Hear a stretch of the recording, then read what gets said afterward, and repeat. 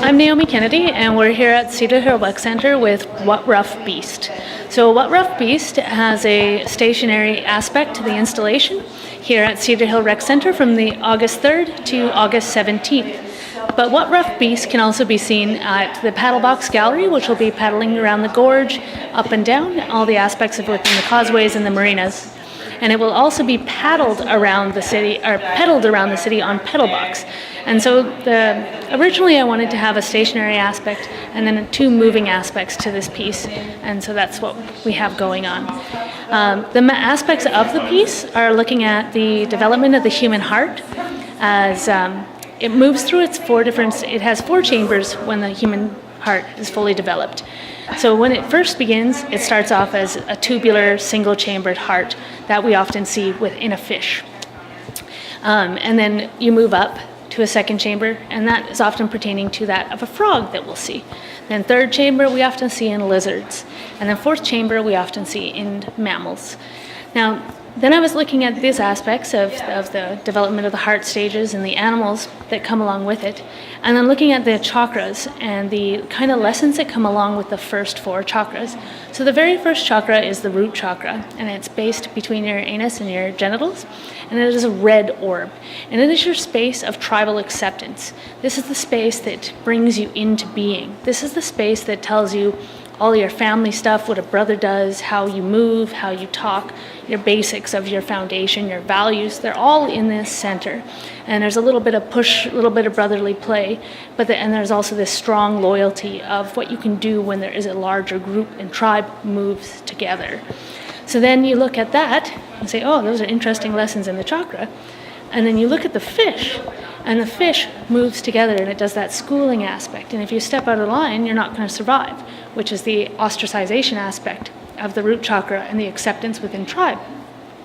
Then we move up and we start looking at the frog. And in the second chamber, it's an orange orb. It's located below your navel. These are Vedic teachings, I believe, out of Hindu religions. And I'm not too sure exactly all the origins of the chakra, just to speak on that aspect of it. But so moving into the second chakra, below the navel, an orange orb, and it moves in a figure 8 motion.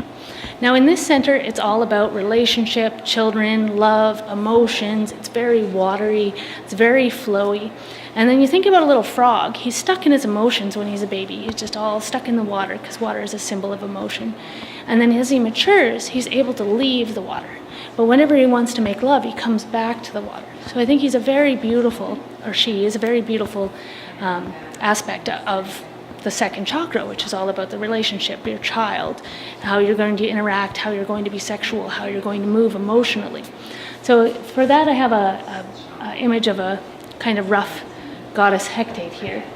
And the goddess Hecate was an Egyptian frog goddess, and she was worshipped for childbirth. And so in this image, she's placing the child in the woman's cauldron, which is what the Egyptians believed associated with this frog goddess. So when I found that out, I thought that was really beautiful because it correlated to my feelings around the frogs pertaining to the second chakra and the lessons of the second chakra. And as we move up in the body, because we have 7 of these main centers, and then we have a variety of small ones below us, in us, all around us kind of thing. But we move up into the main ones, and we're moving into the will chakra. And so this is your belly. This is your internal fire. This is a very, very fiery center, and it's your will. Now we look at where the heart is. The heart's at 3 chambers at this point, which is often a lizard. Now when we think about lizards, they're pushy. They push each other out of the way. They get what they want. And this chakra's lessons are all about how do you work money? How do you dominate other people? How do you move? How do you exert your powers on this world? So you'll see there's a painted piece up called 3 Chambers, and it's a Komodo dragon, and he's scratching away at the earth, and it's all yellow. And that's speaking to that aspect of that intense leaving your mark energy that comes in that chakra. So when you bring in an idea, this is the center where it really starts to burn and bring in your ability to manifest on the world and make your mark on the world. Then we move up into the 4th chambers and the 4th chakra. This one, so the last one is located in your solar plexus. It is a yellow orb and it spins like a pinwheel. Then we've got, up in here, we have our heart slightly to the one side, and then we have a green chakra. So we got 4 chambers of the heart. We've got land mammals, we've got warm blood, we've got birthing your children and nursing them from the heart center. And we have this kind of nurturing that you don't see in the other lower chakras. And so we want to just love others. So a lot of the pieces here that you see with 2 of the mammals in it are about that relationship of either your kin and your child and that love, or your relationship to another being, but also your passion. This is the center that holds like what you will do and what you need to do for your heart song. So and looking at the 4th chakra and that center of the animals is the land mammals. So I've just been reading, cross-reading, and looking at all different things pertaining to different cultures. As of yesterday, in a book that I picked up on chakras as wheels of energy, it was speaking that in North America, there's actually been findings of the chakras being related to animals in the first 4 chakras. So I thought that was also a really beautiful synchronicity.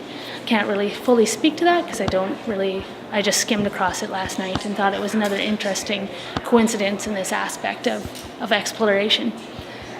One of the main things in What Rough Beast is that I just let myself be loose and free and just do things that I haven't done in a long time. When I first picked up oils again back when I was 24, I started playing around and I did some more rougher, like surrealist pieces, and I hung it in a cafe and someone wrote crap on it. And so then after that, I started honing my skills in a different way and trying to go in a different direction. But being given the opportunity to work with Paddlebox, which is an experimental gallery, being encouraged to do anything experimental that I wanted to explore, I worked on the main pieces that are on the back wall here that are done with just palette knife and a lot of raw canvas, and just let that rough beast come out and enjoy itself. So once again, August 3rd to 17th at Cedar Hill Rec Center for the stationery. Keep your eyes peeled for the paddle box going around and the pedal box biking around the city, and that'll be on until the 19th. I'll also be doing performances activating spaces in Victoria, and there will be a short documentary made of the entire paddle box process at the very end. So thank you, Ministry of Casual Living, and all the people that have supported me through this process and on my art career thus far, and have a wonderful evening.